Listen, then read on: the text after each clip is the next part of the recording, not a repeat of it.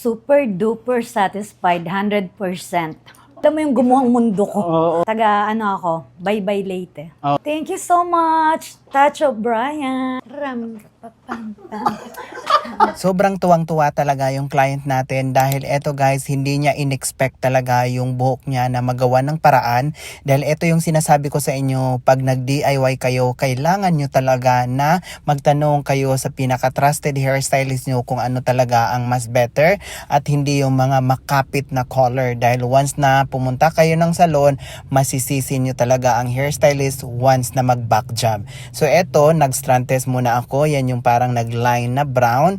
And then yan guys, talagang ginawan ko talaga to ng paraan dahil yun nga sinabi ko kay madam na talagang hindi pwede ang hair nila.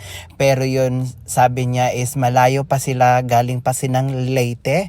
Imagine Leyte pa sila guys, kaya yun talaga nilaanan namin ng oras na sobrang napakahaba talaga para magawan lang talaga ng paraan.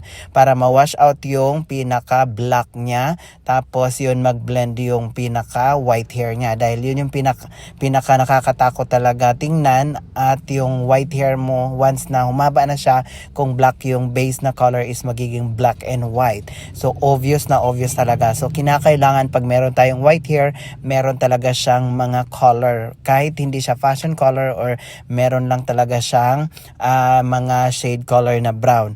And then ito guys, grabe yung time na inano natin dito dahil yun nga inuunti-unti natin dahil ayaw natin mangyari sa hair ni madam na talagang yung matutunaw ang hair dahil hindi natin alam kung ano ang mga nilalagay sa client, yung hair nila dati at tinakpan ng black. So kailangan talaga tayong mag-ingat dito sa mga application pag mga ganito. So yun yung before at ito yung after.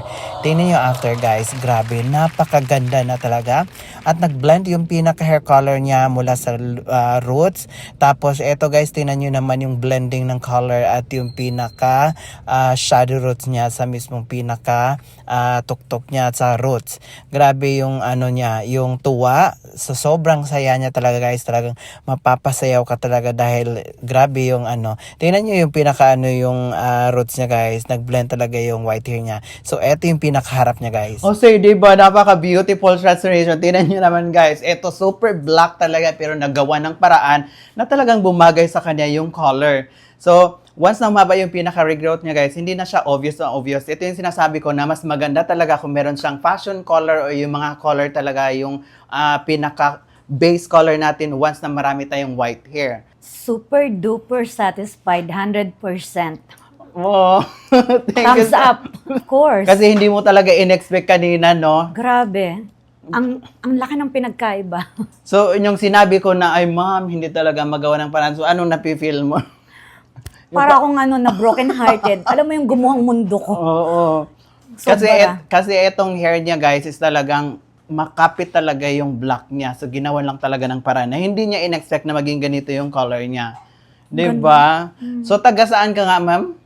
Ako, bye-bye late. Oh, Leyte pa siya guys, imagine. So, nakita niya lang talaga yung mga transformation natin na yung tiwala na talaga sa atin na yung mga pinapakita natin sa vlog na nagawan siya ng paraan. So, ginawa natin ng paraan daw talaga anong oras na. So, yun. Thank you so much, ma'am. Thank you so much, Tacho Brian. Oh, I you're love welcome.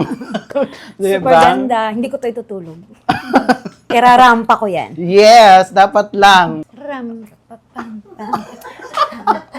Oh. Oh, diba?